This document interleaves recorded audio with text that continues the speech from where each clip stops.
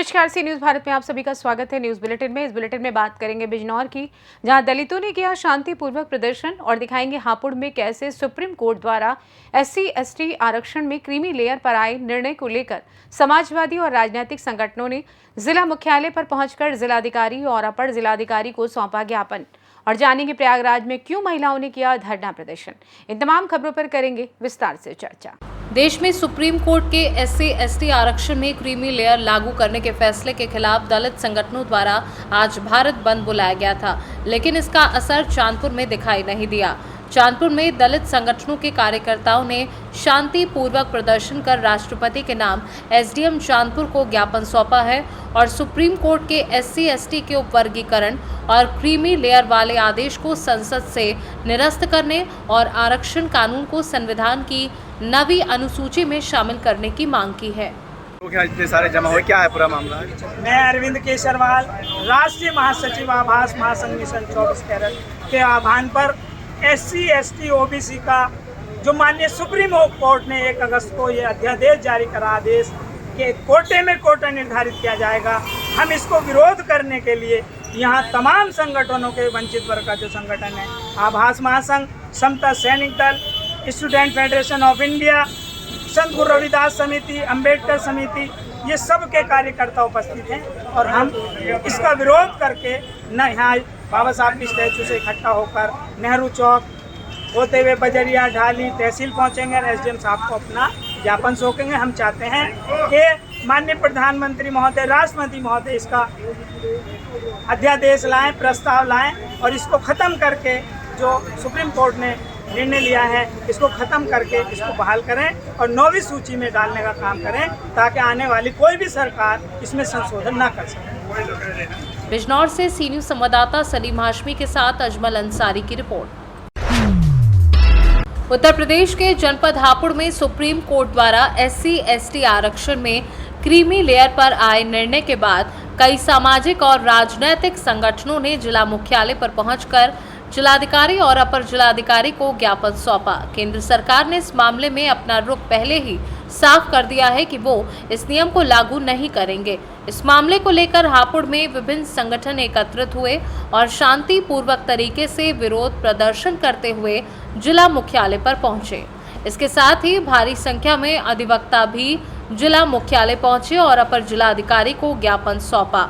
सभी संगठनों ने मांग की है कि इस नियम को खारिज किया जाए। ज्ञापन दिया गया है, क्या है, क्या मांग? हापुड़ बार एसोसिएशन हापुड़ के अध्यक्ष श्री रामनिवास जी के नेतृत्व में हापुड़ बार के आज अधिवक्ताओं द्वारा अपना ज्ञापन राष्ट्रपति महोदय के नाम जिलाधिकारी महोदय के द्वारा प्रेषित करके दिया गया है। हम सभी लोग ये मांग करते हैं कि जो ये काला कानून, जो ये आदेश पारित किया गया है, ये आदेश तत्काल प्रभाव से रोका जाए, स्टे किया जाए, क्योंकि ये जो आदेश हुआ है ये आदेश देश के संविधान के खिलाफ है, ये देश की जो व्यवस्था है उसके खिलाफ है, अनुसूचित जाति जनजाति के खिलाफ है। मेरा आप सभी से निवेदन ये है, आप लोगों के माध्यम से मेरा निवेदन है कि जो 1 अगस्त 2024 को सुप्रीम कोर्ट की एक पीठ द्वारा आरक्षण में क्रीमी लेयर, आरक्षण के अंदर आरक्षण और उसमें क्रीमी लेयर लागू करने का जो निर्देश दिया है, सुझाव दिया है, वो तत्काल प्रभाव से केंद्र सरकार अध्यादेश लाकर इसको रोके। क्या नाम है आपका? मेरा नाम आनंद गुजर एडवोकेट है, जिला अध्यक्ष समाजवादी पार्टी हापुड़। ये एक ज्ञापन हम दे रहे हैं, माननीय उच्चतम न्यायालय के द्वारा 1/8/2024 को एक कानून पास किया गया है, जिसमें SC और ST जो वर्ग है उसके आरक्षण को वर्गीकृत कर दिया गया। हम उस फैसले का, जो सुप्रीम कोर्ट का फैसला, हम उसका विरोध करते हैं और उसी के संबंध में एक ज्ञापन महामहिम राष्ट्रपति महोदय के नाम जिलाधिकारी महोदय को देने के लिए यहाँ आए हैं। समाजवादी पार्टी उस कानून का जो विरोध करती है और सरकार से मांग करती है कि विशेष सत्र बुलाकर ऐसे कानून को वापस ले, ताकि वर्गीकृत जातियों में आपस में ना हो। ये काले कानून, हमारा उसमें पूर्ण समर्थन, भारत बंद में पूरा देश में समाजवादी पार्टी भारत बंद के समर्थन में है। तो आपका धरना चल रहा है, किन मांगों को लेकर? थोड़ा पीछे से ले लो, अब आया, मैं थोड़ा पीछे। हमारा धरना पूरे देश के अंदर चल रहा है और माननीय बहन जी का आदेश अनुसार चल रहा है और अनुशासन तरीके से हम अपना धरना प्रदर्शन कर रहे हैं। और हमारी मांग ये है कि जो उच्च सुप्रीम कोर्ट ने जो हमारे संविधान में क्रीमी लेयर में हमें डालने का काम किया है, उप वर्गीकरण का काम किया है, कोटे में कोटे का काम किया है। माननीय बहन जी ने इसका कड़ा विरोध किया है और हम उसके साथ यहाँ विरोध कर रहे हैं मेरे।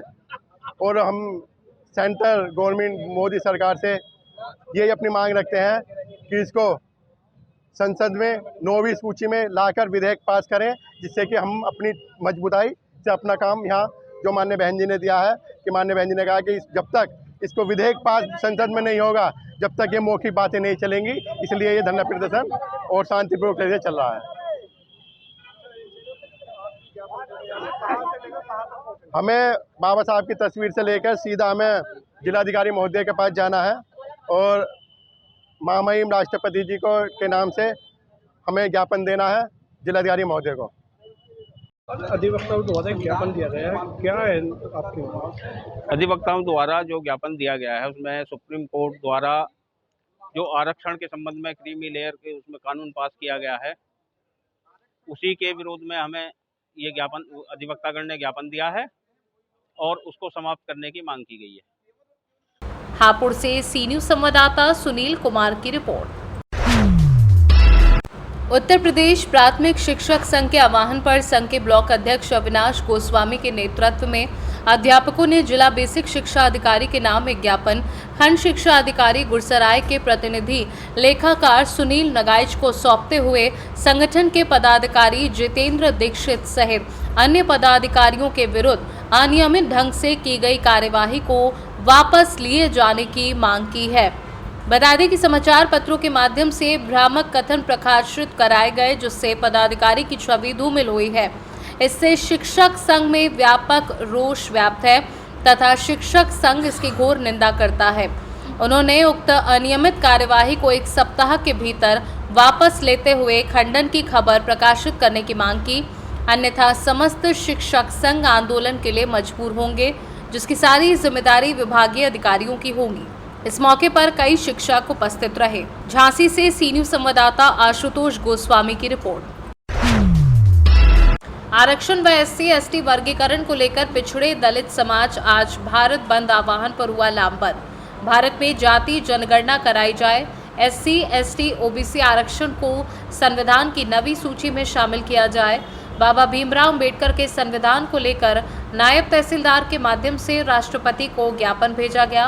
इस मौके पर थाना प्रभारी कृष्ण मोहन सिंह के साथ पुलिस टीम सुरक्षा के मद्देनजर मौजूद रही। पूरे भारत में भारत बंद एक सोशल मीडिया के माध्यम से लोगों से आग्रह किया गया कि 1 अगस्त को माननीय सुप्रीम कोर्ट की एक बेंच है जो बहुजन समाज में विशेष अनुसूचित जाति के लोग हैं, उनके लिए जो रिजर्वेशन था उस रिजर्वेशन में क्रीमी लेयर लागू करने जा रहे हैं। जैसे OBC में कुछ 7 लाख कितना अगर सालाना है तो आरक्षण का फायदा नहीं पाएंगे, वही व्यवस्था जो है अनुसूचित जातियों में कुछ 7-8 जातियां हैं जो हो सकता है कि बाबा साहेब की बदौलत पढ़ लिख करके सेवाओं में आ गए हैं। देश की आज़ादी 75 साल में सरकार ऐसा लगता है कि लोग ज़्यादा अमीर हो गए हैं और गरीबों का आरक्षण देने के लिए उसमें क्रीमी लेयर लागू करके वर्ग में और वर्ग बना, मतलब जात पे और जात का विखंडन करे, जो एकजुटता हमें लानी चाहिए उसको विखंडित कर रही है। विशेष करके भारत एक जो है कि कई धर्मों का देश है, जिसको धर्म निष्ठा कहते हैं, जो जिस विषय को मानते, लेकिन आज हम लोग इसलिए ज्ञापन यहाँ दिया गया है कि माननीय सुप्रीम कोर्ट से आग्रह है, निवेदन है, वो आप माननीय सुप्रीम कोर्ट ने जो आदेश पारित किया है उसको तत्काल वापस ले ले।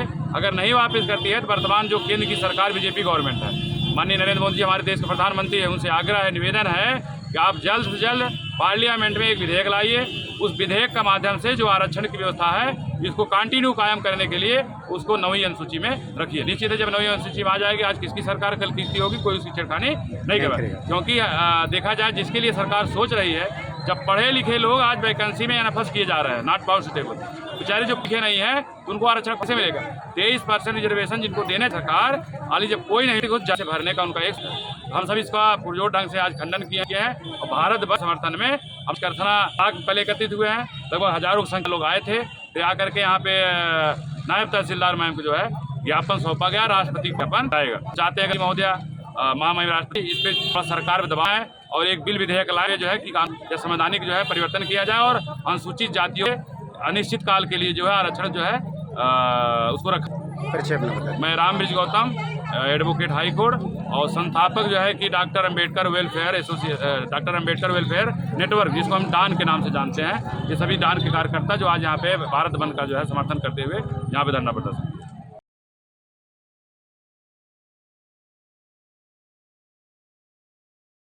प्रयागराज से सी न्यूज संवाददाता मंगला प्रसाद पटेल की रिपोर्ट।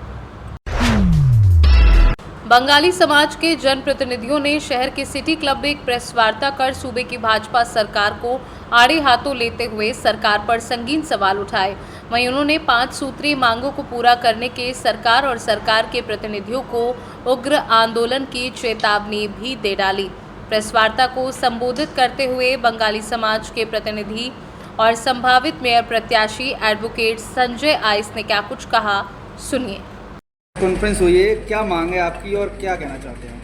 सर्वप्रथम आप सभी पत्रकार बंधु का हार्दिक आभार, आप लोग आज हमारे बीच में आए। आज जो हम प्रेस कॉन्फ्रेंस यहाँ पर कर रहे हैं, हमारी आज बंगाली समाज की जो 5 बिंदुओं को लेकर हमने आज यहाँ की प्रेस वार्ता बुलाई। तुम्हारा जो है, आपको जैसे पता होगा कि बंगाली समाज को जो है जब विस्थापित होकर यहाँ पर आए थे, उनको जो है तुम्हारा यहाँ पर की सरकार, उस समय की जो सरकार थी, उस समय की सरकार द्वारा जो है SC के लिए SC तो नहीं दिया गया, परंतु तुम्हारा स्कॉलरशिप के लिए तुम्हारा जो है मैं अनुसूचित जाति का दर्जा दिया गया। परंतु जो है भाजपा सरकार द्वारा आने इस 7-8 सालों में तुम्हारा 4-5 सालों से देखा जा रहा है कि तुम्हारा बच्चे बड़े परेशान हैं। उनको यहाँ तक कि ऐसे दिन आ चुके हैं कि बच्चे उच्च शिक्षा से वो अब अपना एडमिशन वापस ले रहे हैं, क्योंकि उनको फीस भरने के लिए फ़ीस नहीं है।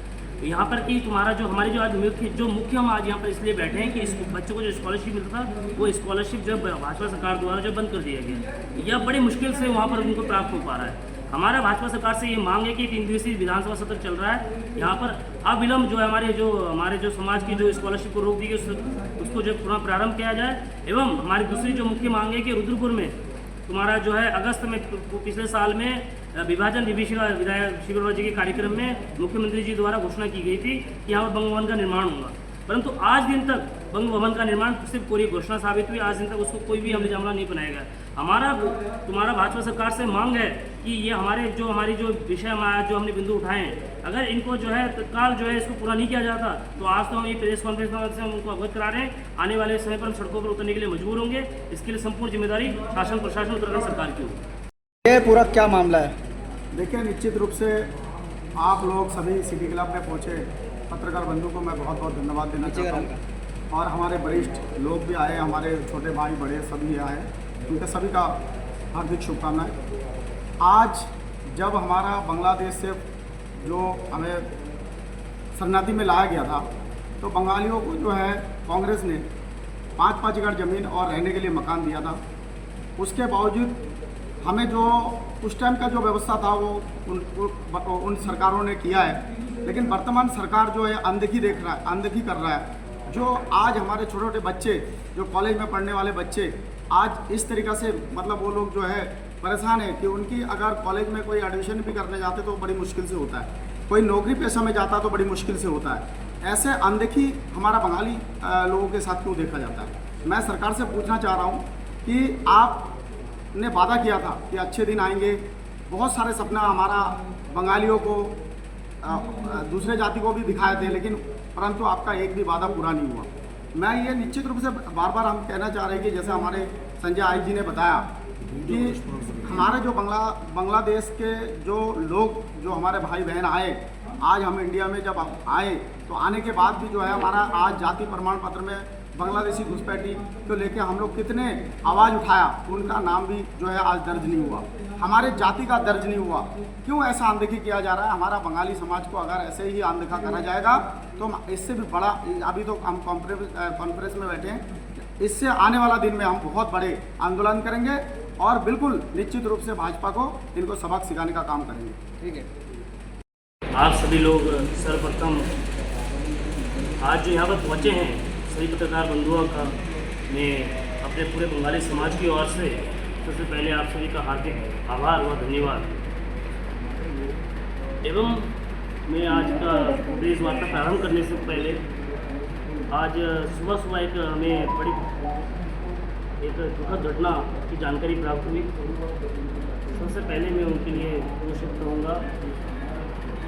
आज सुबह जो रोड एक्सीडेंट में हमारे बीच सुभाष कॉलोनी की जो परिवार दुर्घटना में शिकार हुए हैं, मैं सबसे पहले मैं उनके दिवंगत आत्मा को शांति के लिए ईश्वर से प्रार्थना करता हूँ कि ईश्वर उनको अपने चरणों में स्थान दे एवं परिवार को इस दुख की घड़ी को सहन करने की शक्ति प्रदान करे एवं हम सभी शोक संतप्त परिवार के लिए हमारे समाज से जो भी हो पाएगा हम उनके लिए हर संभव प्रयास करेंगे।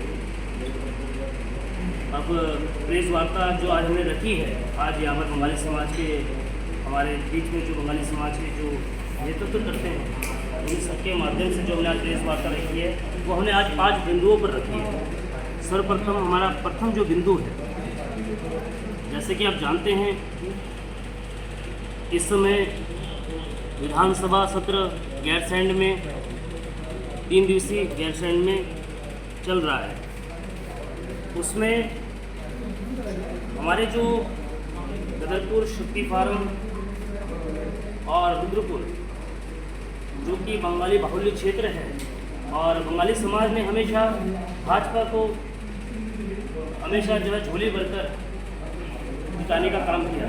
तो उनसे हमारी आज बंगाली समाज के युवाओं के माध्यम से एक मांग है जो 5 बिंदुओं पर है, उसकी ओर में हमारे जो विधायकगण वहाँ पहुँचे हैं, मैं चाहूँगा कि विधानसभा पटल पर वो हमारे समाज की बातों को रखें और हमारे समाज की समस्याओं को निराकरण करें। सबसे प्रथम जो हमारा बिंदु है जिसको हम जो है आज प्रेस के माध्यम से रखना चाहते हैं, जो सबसे पहले मैं आपको बताना चाहूँगा, जब भारत पूर्वी पाकिस्तान जब भारत से जब हमें यहाँ पर उत्तराखंड में लाया गया या विभिन्न तहसीलों उत्तर उधम सिंह नगर विभिन्न तहसीलों में जो है के माध्यम से पूरे भारतवर्ष में बसाया गया, तो हमें जो है उस समय जो अखंड उत्तर प्रदेश हुआ करता था उस समय जो है हमें स्कॉलरशिप है तो जो बच्चे निर्धन परिवार के बच्चों नमस्कार पौड़ माझी जाति के बच्चों को स्कॉलरशिप हेतु शासन जारी किया गया, जो लगातार 10-12 वर्षों तक निरंतर मिलता रहा। परंतु जब से भाजपा सरकार उत्तराखंड में आई है, विगत 4-5 वर्षों से जो है हमारे जो छात्र हैं, जो नमस्कार पौड़ अनुसूचित जाति के छात्र हैं, उनको आज जो है वजीफा नहीं मिल पा रहा है और वो दर दर के ठोकरें खाने को मजबूर हैं। कई बार इस संदर्भ में हमने जो है ज्ञापन और अन्य माध्यमों से सरकार को जगाने चिताने का काम किया, परंतु आज दिन तक कोई हल इसका नहीं निकला है। भाजपा आज जो है केंद्र डबल इंजन की सरकार में केंद्र में भी राज्य में है, उसके बावजूद भी भाजपा बंगाली समाज के साथ दोहरा व्यवहार कर रही है। अब आप ये सोचिए, जो तुम्हारा उच्च शिक्षा में जो बच्चे स्कूल में विद्यालय में एडमिशन लेते हैं उसमें 50 से 60%, 65% बच्चों को स्कॉलरशिप मिलता है। सपोज दैट किसी स्कूल की फीस सेमेस्टरली 1 लाख है, उसमें अगर किसी बच्चे को 60,000 रुपये, गरीब बच्चे को 60,000 मिलता तो उसको उसका पढ़ाई में उसको आसानी होती थी, वो शिक्षा ग्रहण कर अपने परिवार को रोजी रोटी गुजर बसर कर सकता था। लेकिन उसको आज पढ़ाई से ही मोहताज रहना पड़ रहा है। बच्चे बीच रास्ते में अपनी पढ़ाई छोड़ रहे हैं, जिसके लेकर हमें आपका ध्यान आकर्षित करना चाहूँगा। हमारे जो है गदरपुर के पूर्व विधायक श्रीमान प्रेमानंद महाजन जी भी इस मुद्दे को लेकर अभी विधानसभा सत्र गैरसैंण में उनकी अगुवाई में भी धरना प्रदर्शन चल रहा है।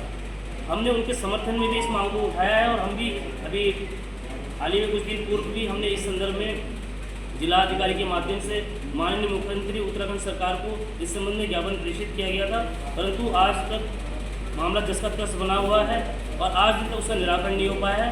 गरीब बच्चे बीच में पढ़ाई छोड़ने को मजबूर हैं और जो हमारे जो पूर्व नागेंद्र तिवारी जी द्वारा हमारे समाज को जो लाभ प्रदान किया जा रहा था उसको जो है भाजपा सरकार ने रोक लगा दी है। हमारी सर्वप्रथम मांग है कि तुम्हारा जो है जो अनुसूचित जाति के बच्चों को जो स्कॉलरशिप के लिए शासन जारी था उसको तत्काल अविलंब उसको जारी किया जाए, जिससे कि गरीब बच्चे, निर्धन बच्चे, अनुसूचित जाति के नमस्कार पौड़ माझी जाति बच्चे दोबारा से शिक्षा हासिल करें, उस शिक्षा में अपना दाखिला ले सकें।